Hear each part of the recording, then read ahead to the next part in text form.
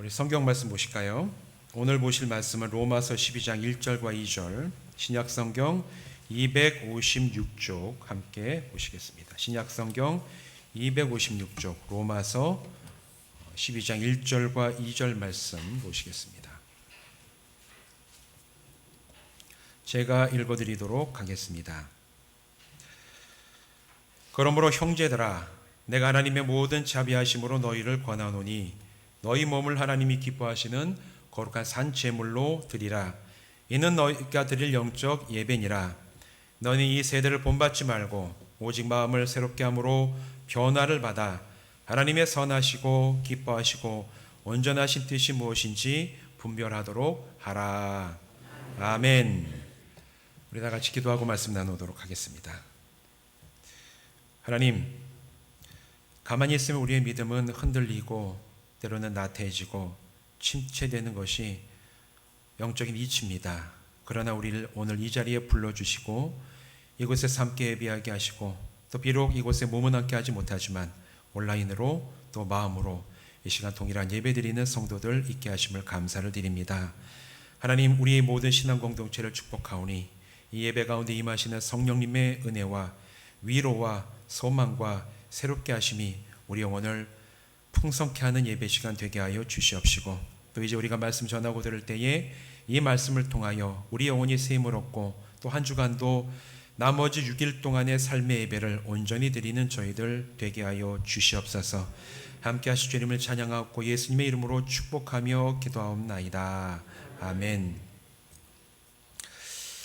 이 자리에서 또한 이 자리에 함께 하지 못하시지만 영상으로 함께 예배하고 말씀 나누는 모든 성도님들 주님의 이름으로 축복합니다. 오늘부터는 두 번에 걸쳐서 로마서 12장 말씀을 가지고 믿음 안에서 경험하는 근본적인 변화가 어떻게 가능한지에 대해서 우리가 함께 말씀을 한 번 더 살펴보려고 합니다. 우리 로마서 12장 말씀은 사실 제가 정기적으로 여러분과 함께 나누는 말씀이기도 한데 우리가 이 말씀을 살펴볼 때마다 조금씩 그 말씀에 이 초점이 조금씩 달라져요. 그래서 또 이번 주, 지난주에 이어서 이번 주에 우리가 세상을 본받지 않는 것이 무엇인가, 여기에 대해서 이어지는 주제를 가지고 함께 말씀을 나누려고 합니다. 우리 살아가다가 보면 참 많은 사람들을 만나게 되죠. 그 사람들을 만나고 사람들과 교제하고 뭐 교회뿐만 아니라 가정, 직장, 또 마을, 사회에서 보면 많은 사람들과 우리가 관계 맺고 살아가는데 이 사람들과 만나다 보면 두 가지 종류의 사람들이 있음을 우리는 알 수가 있어요.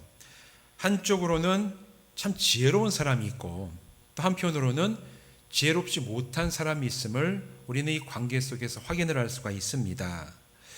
이 지혜라는 것이 어떻게 해야지 얻게 되느냐? 여러분, 이 지혜는 나이가 든다거나 아니면 공부를 많이 한다고 해서 사람이 저절로 지혜로워지지는 절대로 않습니다. 지혜는 저절로 얻어지지 않아요. 많은 심리학자들과 또 이제 철학자들과 또 신학자들이 연구를 해가지고 공통되게 내놓은 결과, 사람이 언제 지혜로워지는가, 나이나 뭐 공부를 통해서 지혜로워지는 게 아니라 사람이 살아가는 인생 가운데 때로는 어려움을 만났을 때, 고난을 당하게 됐을 때 그 어려움과 고난을 바람직하고 건강하게 이겨내고 극복한 그 사람이 지혜로워진다라는 공통된 사실을 발견을 했어요. 다른 말로 얘기하면 나이 들어가는 것 아니면 뭐 공부를 많이 한 것, 이게 아니라 사람을 지혜롭게 하는데 필수적인 것은 인생 가운데 만나게 되는 어려움이나 고난이라는 거예요. 또 그 반대로 얘기하면 인생을 아무 고난 없이 아무 어려움 없이 살아온 사람은 겉으로 보기에는 참 좋아 보일 수 있어도 그런 분들에게서 인생에 깊이 있는 지혜를 발견하지 못할 때도 종종 있습니다. 지혜는 이처럼 얻어지는 방식이 굉장히 독특하죠. 어느 누구도 고난을 좋아하지는 않습니다. 이 세상 사는 사람 누가 고난을 좋아하겠습니까? 되도록이면 고난이 없는 인생, 되도록이면 아무런 어려움 없는 인생을 살아가고자 하는 것은 모든 사람들이 마음속에 공통적으로 바라고 있는 간절한 소원이고, 많은 분들이 또 종교에 귀의하고 믿음을 가지고 있는 것도 그런 자기의 바람을 이루기 원하는 그런 마음이 깊기 때문이기도 합니다. 그런데 인생을 많이 살아보신 우리 성도님들은 다 동의하시겠지만 여러분, 인생에 고난이 없는 인생이 있습니까? 어려움이 없는 인생이 있습니까? 다른 사람들이 보기에는 참 괜찮아 보이고 저런 집처럼만 살아가면 참 좋겠다라고 얘기하는 아주 괜찮은 어떤 그런 삶을 살아가는 가정이라도 그 가정의 속에 있는 얘기를 들어보고 살아가는 삶을 들여다보면 고난이 없는 곳이 없고 아픔이 없는 가정이 없어요. 다 비슷하게 인생에 있어서는 말할 수 없는 고난과 어려움이 있습니다. 그런데 사람은 고난이 없는 인생을 살 수는 없지만 고난을 만나거나 어려움 앞에 섰을 때 선택할 수 있는 자유의지는 있습니다. 뭘 선택할 수 있느냐 하면 내가 이 고난을 만났을 때 이 고난 때문에 내가 좌절하고 넘어질 것인가, 요거를 선택할 수가 있고, 그 반대로 내가 이 고난을 통해서 잘 극복하고 지혜를 얻을 것인가, 이 두 가지 중에 하나는 선택할 수 있는 자유의지가 모든 사람들에게 주어져 있어요. 고난을 피할 수는 없습니다. 고난이 없는 인생을 살아갈 수 없지만, 그러나 우리에게 주어진 이 선택권은 내가 이 고난과 어려움 앞에서 좌절하고 넘어질 것이냐, 아니면 잘 극복해서 정말 지혜가, 인생에 대한 지혜가 더 깊어지는 사람이 될 것인가는 저와 여러분이 선택할 수 있는 선택의 권한이 우리에게 주어져 있어요. 지혜로운 사람은 고난을 통과하면서 자신의 한계를 발견하고 인정할 수 있는 자리로 나갑니다. 또 지혜로운 사람은 자신이 변화되어야 될 필요가 이 어려움을 겪으면서 알게 되고 인정하면서 그 사실을 확실하게 깨달으며 오히려 이 고난을 힘들고 어렵고 넘어지는 그런 정말 부정적인 어떤 때가 아니라 내가 이런 어려움을 통해서 내 삶을 변화시키고 내가 새로운 삶을 살아갈 수 있는 시작점으로 만드는 그런 능력이 있는 사람이 지혜로운 사람이에요. 여러분, 지혜로운 사람 되시기를 주님의 이름으로 축원드립니다. 지혜로우신 그 지혜가 있어야 돼요. 그런데 기독교에서 신앙생활을 시작하게 되는 많은 경우도 사실은 지혜를 얻는 것과 굉장히 비슷합니다. 과정이 비슷해요. 고난과 어려움을 통과하면서 자신의 한계를 인정하게 되고 또 한계 앞에서 하나님을 찾게 되죠. 한계를 안 느끼는 사람은 하나님을 거의 찾지 않습니다. 그런데 한계를 알게 되고 내 힘으로 해결할 수 없는 문제 앞에 서게 됐을 때 비로소 내가 얼마나 작고 얼마나 부족하고 절대자이신 하나님이 정말 계신가 고민하게 되고, 계시다면 내가 그분을 한번 만나봐야 되겠다, 그분을 의지해봐야 되겠다, 하나님의 은혜로 내가 정말 이 삶을 새롭게 살아봐야 되겠다, 그런 마음과 소원이 생겼기 때문에 하나님을 찾고 기독교 신앙으로 들어오는 경우가 굉장히 많습니다. 한마디로 얘기하면 하나님 찾고 믿으면서 변화된 삶을 살아가기를 원해서 기독교 신앙의 길로 들어오시는 분이 사실 많이 계세요. 그런데 십자가 복음을 듣고 믿어서 신앙을 가진다고 해서 모든 성도들이, 모든 교인들이, 모두 모이는 모든 분들이 성경이 말하는 변화의 깊은 단계까지 다 나가는 것은 아닙니다. 교회에서 예배하시는 분이 정말 저도 간절히 원하고 우리 모두가 다 기도하지만 모두가 다 영적인 성장을 하고 깊이 있는 지혜를 갖게 되고 변화된 삶을 살아가기를 원하지만, 현실은 함께 예배하는 분 중에서 그런 변화 열매를 잘 맺어서 아름답게 살아가시는 분도 계시지만, 또 한편으로는 정말 노력하고 결단하지만 변화를 경험하지 못하거나 이 변화의 주변만 맴돌다가 끝나는 분도 계세요. 이거는 현실입니다. 도대체 왜 그럴까? 왜 어디에서 이런 차이가 나오는 것일까? 우리는 이 차이가 어디서 오는지를 예리하게 분별할 수 있어야 되는데, 성경의 변화를 외적인 행동과 습관의 변화로만 알고 추구하는 사람인지, 아니면 성경이 말하는 이 변화라는 것이 나의 내면과 나의 영혼으로부터 시작이 되어서 내 속사람이 변해서 결국에는 나의 겉사람까지 변화되는 그런 변화의 깊이 있는 내면부터 외면으로 나와야 되는지를 분별하고 깨닫고 내가 어디에서 그 출발점을 두는지 아닌지에 따라서 이 변화의 깊이와 결과가 달라지는 경우들이 있다라는 거예요. 우리는 이거를 분명히 나에 대해서도 인식을 하고 알면서 신앙생활을 해야 됩니다. 많은 사람들이, 때로는 심지어 성도들까지도 변화라고 얘기하면 그 변화는 외적인 말과 행동이 달라지는 것, 그것만이 변화라고 생각하시는 분들이 많이 계세요. 특히 우리가 예전에 집회하거나 새해가 되면은 올해 내가 하지 말아야 될 것, 해야 될 것, 이런 것들을 쭉 이제 놓고 내가 올해는 이런 거 내가 마음에 안 들었는데 이렇게 하지 말아야 되겠다. 아니면 내가 올해는 이런 생활을 한번 해봐야 되겠다. 행동이라든가 말이라든가 삶의 습관, 그것을 목표로 정해놓고 내가 결단하고 또 그걸 바꾸기 위해서 참 많이 노력을 하는 게 우리가 성구영신 예배 드리면서 새해 한 2주간 정도 지나갈 때 공통적으로 살아가는 삶의 모습 아닙니까? 그런데 구체적으로 내가 이런 행동, 말, 아니면 내 삶의 습관, 이걸 놓고 내가 결단하고 노력해 가가지고 그거를 가지고 변화되는 분도 간혹 계시지만 우리는 경험상 알아요. 대부분의 그런 결단, 내가 이 행동을 바꾸고 이런 말을 바꾸고 이런 습관을 바꿔야 되겠다라고 결단했던 그 많은 노력과 결단들이 사실은 얼마 못 가가지고 그냥 우르르 무너져 내리는 경험들 얼마나 많이 해보셨습니까? 저도 해봤어요. 해봤을 게 아니라 합니다. 지금도 그걸 반복하면서 살아가요. 왜 저와 눈을 마주치지 않으십니까? 우리 모두가 다 공통되게 안고 하는 인간의 한계예요. 인간이 가지고 있는 한계입니다. 이거는. 그런데 왜 이렇게 실패하냐 하면 외적인 행동과 삶의 원인이 되는 내면의 변화가 동반되지 않은 채, 내 속사람과 내 마음과 내 생각이 변화되지 않은 채 단지 외적으로 말이 변화되고 내 행동이 변화되고 어떤 나의 구체적인 습관을 변화시키려고 하면 여러분 속사람이 변화되지 않고는 겉사람이 변화될 수가 없습니다. 잠깐은 변화되더라도 금방 다시 옛날로 돌아가요. 왜? 사람은 겉으로 살아가는 게 아니라 속에서 우리가 살아갈 이유가 내 안에 있고 내가 이렇게 말하고 행동하고 선택해야 되는 가치관과 생각의 틀이 우리의 이 마음이라는 곳에 자리 잡고 있기 때문에 내 속사람을 변화시키지 아니하고 그건 가만히 둔 채 그냥 겉의 말, 행동, 습관, 그냥 삶의 모습 이걸만 갖고 변화시키려고 한다면 열의 아홉은 실패할 수밖에 없는 게 이거는 영적인 이치입니다. 근본적인 참된 변화는 사람의 내면부터 일어나요. 그리고 성경이 얘기하고 있는 변화, 오늘 로마서 12장 말씀이 이 내면에서부터 시작하는 굉장히 중요한 이 변화의 근거가 되는 말씀인데 이 로마서의 본문뿐만 아니라 복음서든 다른 여러 가지 성경을 보더라도 성경이 말하는 변화의 시작점은 사람의 외면에 있지 않습니다. 사람의 내면, 사람의 영혼, 사람의 마음부터 변화를 받으라라고 얘기하고 있는 게 성경의 아주 일관된 변화에 대한 견해예요.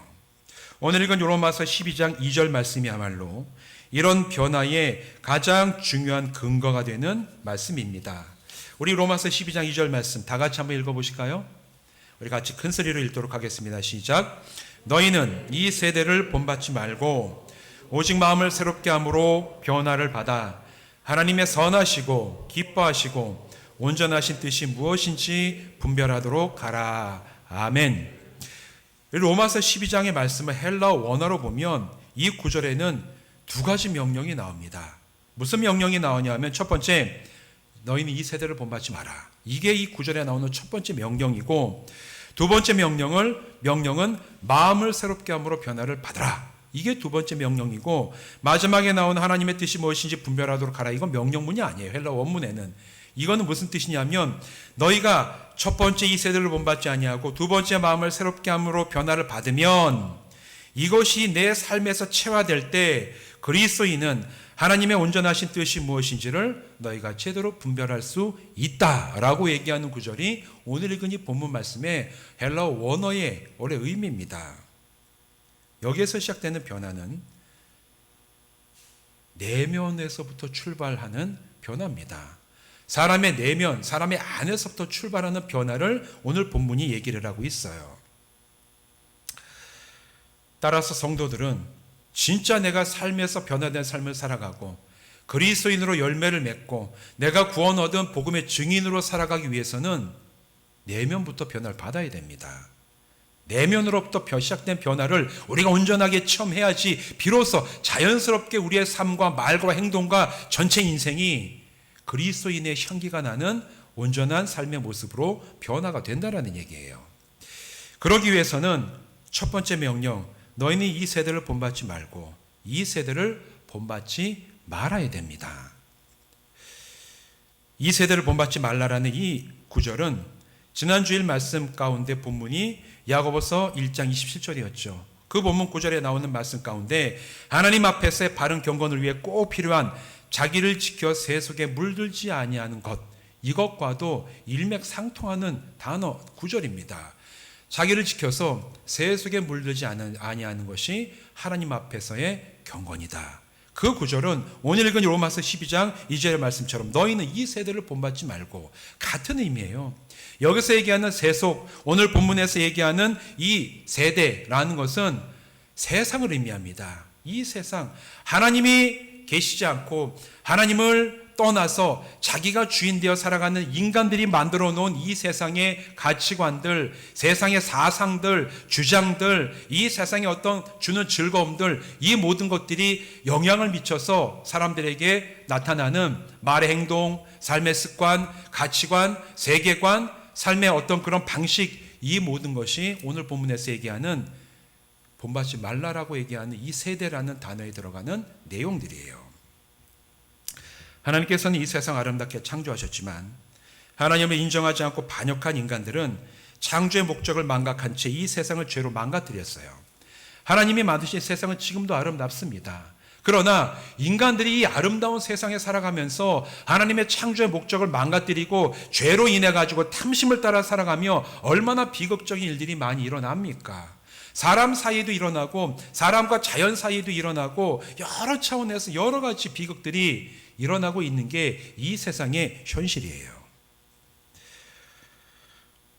로마서 2장에서는 본받지 말아야 될 이 세상의 것들이 무엇인지 구체적으로 설명을 합니다. 로마서 2장 쭉 내려보면 거기에 대해 구체적인 설명하는 것들이 이렇게 얘기되고 있는데 우상숭배, 음란, 불의, 추악, 탐욕, 악의, 시기함, 살인, 분노, 사기, 악독, 비방, 능욕, 교만, 헛된 자랑, 불효함, 우매함, 배약함, 무정하고 무자비함, 하나님이 아닌 자기가 옳다라고 주장하는 것, 이것이 로마서 2장에 보면 이 세대의 현상이라고 얘기하면서 사도 바울이 로마 교회 성도에게 쓴 너희는 이것들을 따라가지 마라 라고 해 구체적인 내용들이 쭉 기록이 되어 있어요. 제가 종종 말씀드리지만 성경이 언제 기록됐다 했죠? 지금으로부터 약 2000년 전에 기록이 됐어요. 그런데 2000년 전에 기록되어 있는 이 말씀을 쭉 읽어보면서 좀 전에 제가 말씀드린 너희는 이 세대를 본받지 말라라고 얘기하는 이 세대의 여러 가지 죄악된 현상들 쭉 얘기 드린 것, 여러분 이게 굉장히 오래된 무슨 땅에서 파낸 유물처럼 여러분 다가옵니까? 아니에요. 우리가 살고 있는 인간 사회에서 어렵지 않게 발견할 수 있는 악한 모습의 그 다양한 현상들이 사실은 성경에 있는 것이나 지금 우리가 경험하는 게 크게 다르지 않다라는 거예요.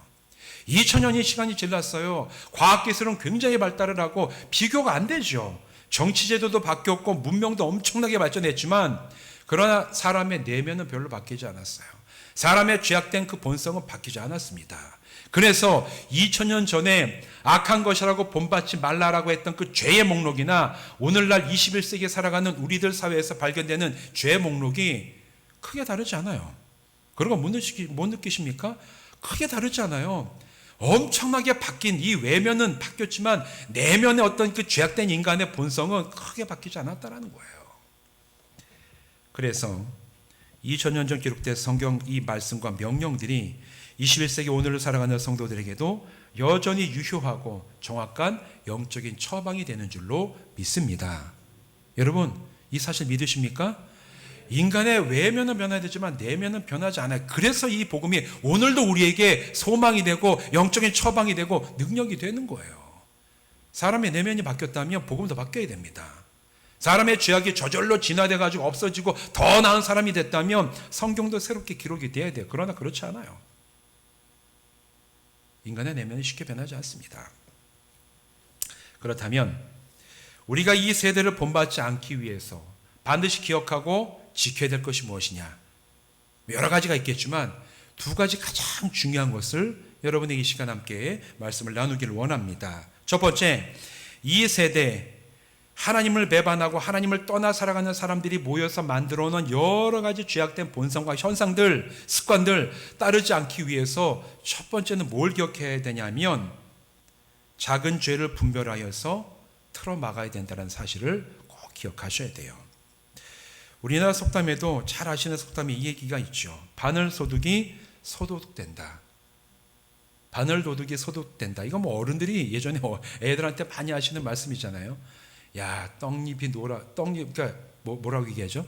식물은 떡잎부터 알아본다고 얘기하고, 바늘도둑이 소도둑된다. 이 얘기는 뭐 말씀 안 들어도 알겠지만, 여기에 속담에도 이런 얘기가 있는 것처럼, 죄라는 것은 처음부터 크게 시작하지 않아요. 죄는 항상 작은 곳에서 시작을 합니다. 죄는 항상 작은 곳에서 시작을 해요. 처음부터 아주 심각하고 커다란 죄를 짓자고 하면 그 죄에 동참할 사람 별로 없어요. 그런데 작은 죄들, 사소해 보이고 별거 아닌 것 같은 그런 죄들이 타협하고 그것을 크게 내가 거리끼지 않으면서 삶에 받아들이면서 일어나는 현상은 사람의 영혼이 마비되고 양심이 마비됩니다. 잠자게 돼요. 그러다 보면 그런 작은 죄를 점점점 짓다고 그게 쌓이다 보면 마침내 나중에는 치명적인 죄의 결과로 드러나는 게 신문에 나오는 비극적인 사건들, 우리가 사람들의 입에 오르내리는 어떻게 사람이 이럴 수가 있을까, 그런 얘기들의 그 결과들이 처음부터 우리가 이렇게 삽시다, 이렇게 죄를 집시다, 이렇게 우리가 악을 행합시다, 그렇게 시작한 사람은 거의 없습니다. 작은 것에서 시작해서 점점 나중에 나가다가 나중에는 정말 감당할 수 없는 비극으로 끝나는, 이게 바로 죄의 특성이에요. 창세기 3장에서 최초의 인간이었던 아담과 하와의 타락이 바로 이랬습니다. 여러분, 뱀이 와가지고, 뱀으로 이제 나타난 사단이 와서, 마귀가 와서 하와에게, 야, 너 하나님을 배반하고 너희들끼리 잘 살 수 있는 그런 나라를 한번 만들어봐, 그거 아주 끝내줘, 이렇게 얘기했습니까? 마귀는 그렇게 얘기를 안 해요. 그러면은 아담과 하와가 금방 알아차리죠. 그거 하나님 앞에서 그러면 안 되지. 대번에 알고 아마 안 했을 거라고 저는 생각을 해요. 그런데 이 뱀으로 왔던 마귀는 심각한 죄를 짓자고 얘기한 게 아니었습니다. 하와에게 와가지고, 야, 저 모든 열매를 하나님 먹지 말라 그러시더냐.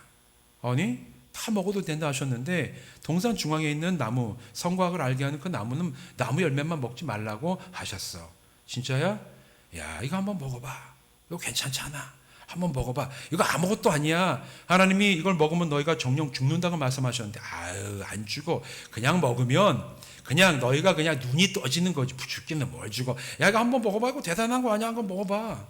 우리가 성경을 그냥 글자로만 읽으면 그렇지, 이걸 풀어서 우리의 삶으로 보면 이겁니다. 한번 먹어봐. 별거 아니야. 한번 먹어봐. 진짜 별거 아닌 것처럼 보이죠. 과일 하나 먹는 게 뭐 대단한 뭐 문제가 되겠습니까? 뭐 하나님은 떠나고 하나님이 아닌 아담과 하와 네가 둘이서 나가가지고 뭐 국가를 세우고 너희끼리 한번 잘 살아봐, 그렇게 얘기한 거 아니잖아요. 사소해 보이는 얘기를 했습니다. 그런데 이렇게 사소해 보이는 별것 아닌 것 같지만 이런 행동에 하와가 넘어가고 아담도 똑같이 그걸 따라갔기 때문에 그때 사소해 보이는 그 죄를 지음으로 말미암아 이후에 하나님과의 관계가 끊어져 버렸고 온 인류가 죄악에 빠지는 치명적인 죄의 시작이 그렇게 사소해 보이고 아무것도 아닌 것처럼 보이는 일로부터 시작이 됐다라는 거예요. 여러분, 이건 창세기부터 요한계시록까지 동일하다 나오는 영적인 이치입니다. 죄는 작은 데서부터 시작이 돼요. 죄는 그처럼 작은 데 시작되기 때문에 중요한 것은 그 시작을 끊어야 됩니다. 죄가 시작될 수 있는 그런 빌미, 죄가 내 마음속에 들어와서 죄악된 본성을 다시 불러일으킬 수 있는 그런 시작점을 분별해서 끊어내는 것이 이 세대를 본받지 않고 따라가지 않을 수 있는 첫 번째 가장 중요한 영적인 원칙이라는 얘기입니다. 그래서 예수님은 마태복음 16장 11절 12절에서 죄를 누룩에 비유하시면서 누룩처럼 작은 양이지만 반죽에 들어가 온통 부풀어 오르게 하는 그런 죄를 너희는 경계하라. 죄를 경계하라. 누룩 별거 아니에요. 작아요. 뭐 누룩을 이제 반죽만큼 넣지 않지 않습니까? 약간 집어넣고 반죽을 잘 해놓으면 그것이 온통 부풀어가지고 빵을 그냥 크게 만드는 것처럼 죄라는 것이 보이기에는 굉장히 사소해 보이고 작아 보이지만 들어오면 엄청나게 부풀어 오르는 게 이 죄의 실상이다. 너희는 그 죄를 주의해라. 뿐만 아니라 바울은 데살로니가전서 5장 21절 22절에서 이렇게 강력하게 명령을 합니다. 범사에 헤아려 좋은 것은 취하고 악은 어떤 모양이라도 버리라. 좋은 것은 범사하여 좋은 것을 취하고 반대로 악은 어떤 모양이라도 버리라. 모양으로라도 흉내내지 말라라는 거예요. 악한 것, 나에게 죄가 틈타올 수 있는 것들은 너희가 아예 모양 흉내만 내는 건데 이것도 하지 마라. 너희가 거기에 넘어갈까 봐 염려된다라는 얘기입니다. 악은 그 모양이라도 버리라.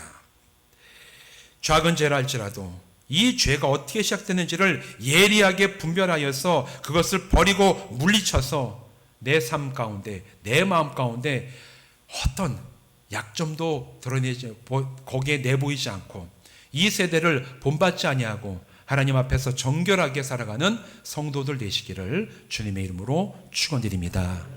죄는 그 시작을 끊어버려야 돼요. 틈타지 않게 예리하게 분별해서 끊어내고 돌아서는 그런 믿음의 사람들 되시기를 바랍니다. 이게 바로 첫 번째고, 두 번째로 우리가 이 세대를 본받지 아니하기 위해서 필요한 것은 하나님 나라에 대한 확신과 소망입니다. 여러분, 사람들이 이 세상을 따르고 이 세상을 본받고 살아가는 이유는 이 세상만이 전부라고 믿기 때문에 그래요. 이 세상만이 전부고 다른 어떤 대안이 없고 내가 살아가고 내가 누리고 이게 전부다, 다른 거 없다, 그렇게 생각하고 믿기 때문에 이 세상에 대해서 집착하고 이 세상의 것을 내려놓지를 못하는 거죠. 물고기에게는 물이 전부고 물고기더러 물을 떠나라고 하는 것은 그 물고기에게 죽으라는 얘기 아닙니까? 이 세상이 전부라고 믿는 사람에게 이 세상을 따르지 말고 본받지 말라고 얘기하는 건 역시 물고기에게 물을 떠나 죽으라고 하는 것과 똑같습니다. 아니, 다른 대안이 없는데 이 세상 말고는 내가 따를 것도 없고 기대하는 것도 없고 내가 누릴 것도 없는데 그 세상을 본받지 말고 따르지 말라라고 얘기하는 건 그들에게 있어서 그냥 물 떠나서 죽으라는 얘기랑 똑같은 거예요. 물고기 보고. 그렇습니다. 대안이 없기 때문에 그래요. 그러나 그리스도인은 다릅니다. 이 세대, 이 세상을 본받지 말라라는 이 바울의 명령을 뒤집으면 어떤 얘기가 되냐면 다른 세대, 다른 세상은 본받으라는 얘기가 돼요.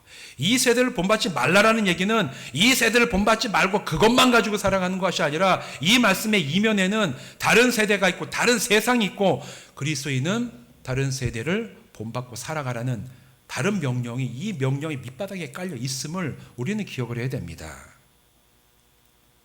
여러분, 그곳이 어디입니까?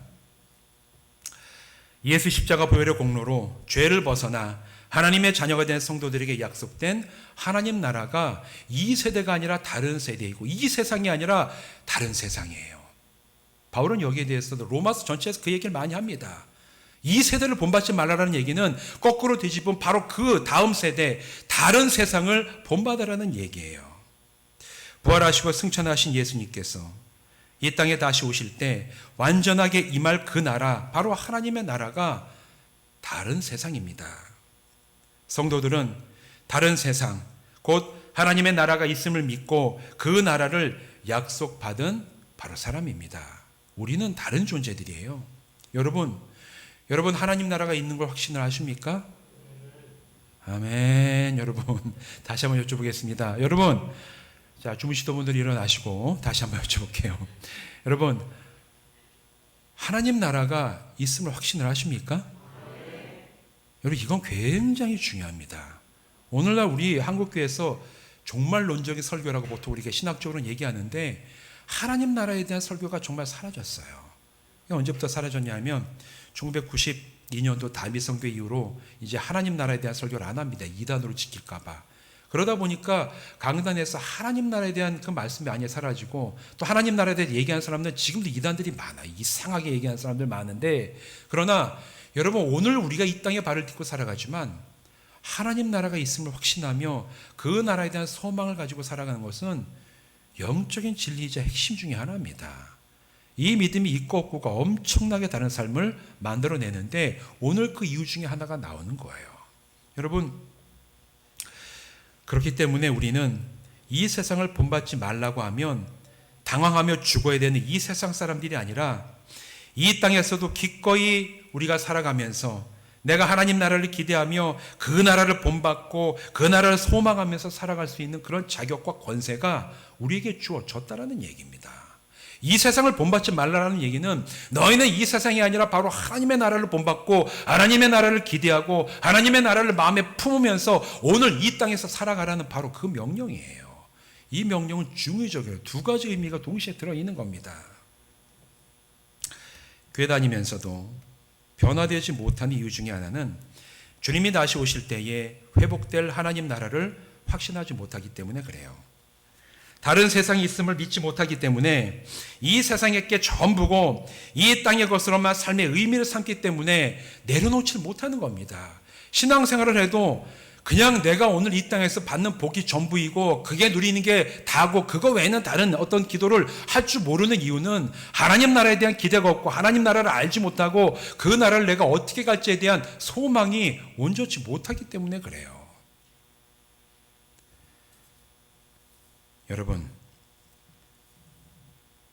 여러분 변화된 삶을 살아가기 원하십니까? 여러분의 삶, 이 땅에서 살아가는 삶 가운데 정말 그리스도인의 향기가 나는 이 성경에서 그리스도인의 향기가 나고 살아계신 하나님의 산 증인의 삶 살아가시길 원하십니까? 그렇다면 여러분의 영의 눈을 들어서 하나님 나라를 바라보시고 그 나라를 소망하는 성도 되시기를 바랍니다. 여러분 하나님 나라를 소망하는 마음이 없다면 그 밖에 남는 것은 이 땅밖에 없어요. 그렇기 때문에 그냥 여기서 내가 가지고 있는 거 포기하지 못하고 내가 여기서 버는 거 내려놓지 못하고 조금이라도 손해보면 내가 죽는 것처럼 막 화내고 기독교인들은 더하다는 그런 얘기를 듣고 가고 아주 붙어 싸우며 교회 다니는 것들은 저러 더하다고 이런 얘기를 듣는 이유는 하나님 나라에 대한 소망이 없기 때문에 그래요. 그래서 영적인 여유가 없는 겁니다. 그러나 하나님 나라에 대한 소망이 있는 분들은 때로는 내가 복음으로 인해서 어려움을 당하고 때로는 내가 정말 하나님 믿기 때문에 복음을 따라 살아가기 때문에 포기하고 내려놔야 되는 게 있더라도 그게 내 인생의 전부가 아님을 알기에 그로 인하여 하나님 기뻐하시고 나에게 예비되어 있는 더 크고 놀랍고 영원한 하나님의 나라가 있음을 내가 알고 기대하기 때문에 우리는 억울해하거나 좌절하거나 절망하면서 이 세상을 살아가지 않을 수가 있다는 얘기입니다. 여러분 하나님 나라는 연세 많으신 어른 그리스도인들에게만 필요한 게 아니라 나이 어린 사람부터 연세 드신 분들까지 이 땅을 살아가면서 변화된 삶을 살아가기 원하는 그리스도인들의 마음속에 모두가 분명하게 붙잡고 달려가야 될 영적인 진리입니다.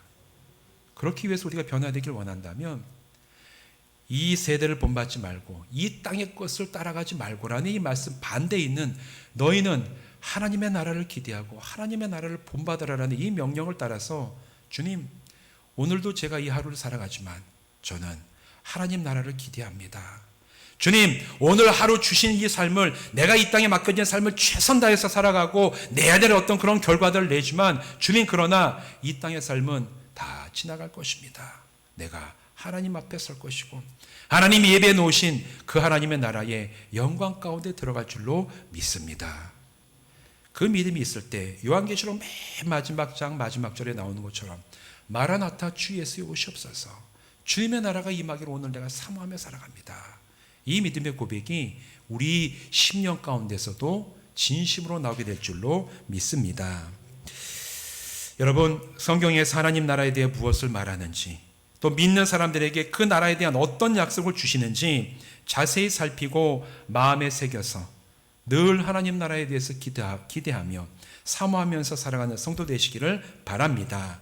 그럴 때 우리는 이 세상만 바라보면서 이 세상께서 우리의 마음까지 메어서 아주 이 세상 것 같고 아동바동하게 살아가는 이 세상을 본받는 자가 아니라 하나님 나라를 바라보면서 하나님 나라를 본받고 그 나라의 이치와 그 나라의 진리와 그 나라의 가치를 따라서 이 땅에서도 살아갈 수 있는 영적인 안목을 가진 성도가 될 줄로 믿습니다.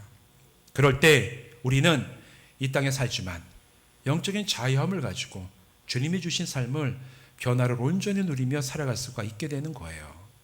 사랑하는 성도 여러분, 이 세대를 본받지 마십시오.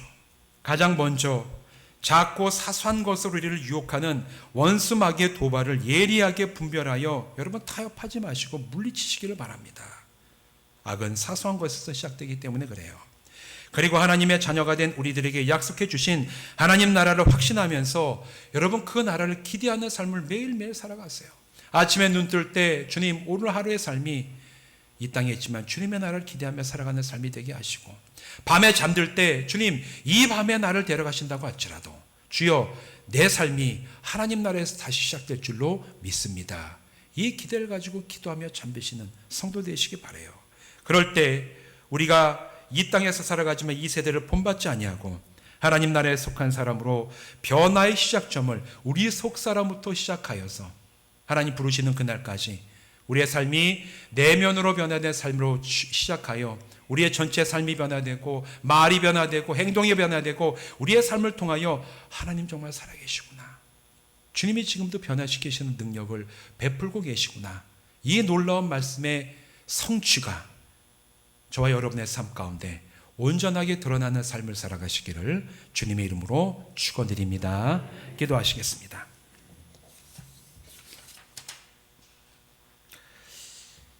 하나님, 우리가 변화되기를 원합니다. 참 우리가 때로는 우리의 모습을 보면 한심할 때가 있고 얼마나 유약하고 결단력이 약한지 참 너무나 마음이 답답할 때가 있지만, 그러나 주님 사람을 그렇게 만드셨사오니 우리가 우리를 바라보면서 넘어지고 쓰러지는 것이 아니라 나를 온전히 변화시키시는 주님의 은혜와 그 사랑을 사모하면서 서는 모든 성도 되게 하여 주시옵소서. 그러나 주님, 변화는 우리의 외면의 변화가 아니라 우리 내면으로부터 시작되는 줄로 믿습니다. 오늘 우리가 본 로마서 12장 2절의 말씀처럼 먼저는 우리가 이 세대를 본받지 아니하고 악을 작은 것에서부터 예리하게 분별하여 일체 타협함 없이 주님 앞에 서며, 또 주님 이 세대가 아니라 하나님의 나라를 본받고 그 나라를 기대하고 믿고 소망하며 살아가는 매일매일의 삶을 통하여 우리가 하나님 나라에 온전히 속한 귀한 믿음의 삶 살아가는 성도들 되게 하여 주시옵소서. 이번 한 주 6일 동안도 그런 은혜로 우리를 온전케 세우실 것을 간절히 바라옵고 예수님의 이름으로 축복하며 기도하옵나이다. 아멘.